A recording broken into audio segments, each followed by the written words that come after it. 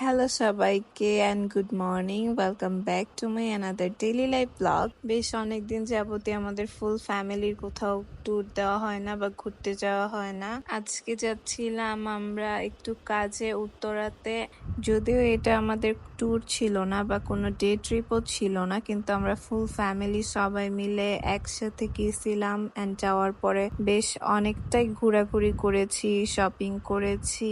Normally তো আমাদের টাঙ্গাইলের বাসায় আব্বু আম্মু ছাড়া কেউই থাকে না, আমরা সবাই দেখা যায় ঢাকাতেই থাকি। তো আমি এবার ঈদের ছুটিতে অ্যান্ড পহেলা বৈশাখীর ছুটিতে বাসায় গিয়েছিলাম, একটা লম্বা ছুটি কাটিয়ে এসেছি এবার টাঙ্গাইলে।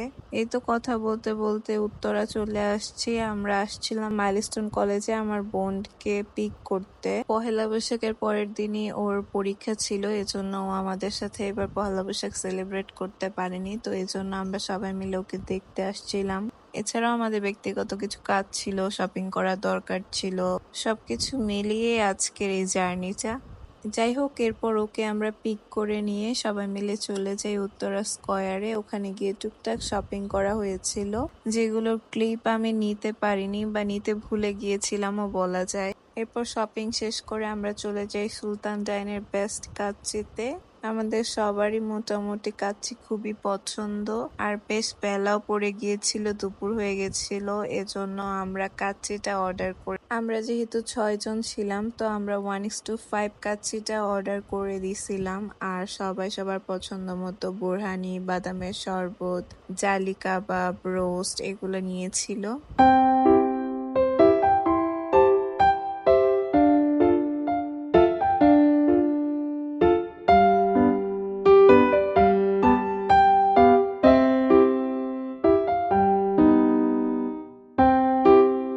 যাই হোক, এরপর খাওয়া দাওয়া শেষ করে আমরা চলে যাই উত্তরা দিয়াবাড়িতে। ওখানে গিয়ে আমরা একটু নিরিবিলি পরিবেশ এনজয় করছিলাম, আইসক্রিম খাচ্ছিলাম, ফুচকা খাচ্ছিলাম। এরপর আমার আরেকটা বোনও চলে আসছিল কল্যাণপুর থেকে আমাদের সাথে মিট করতে, অ্যান্ড ওর হাজব্যান্ডও আসছিল সাথে। তো ওই ক্লিপগুলাও আমার নেওয়া হয়নি, সরি ফর দ্যাট।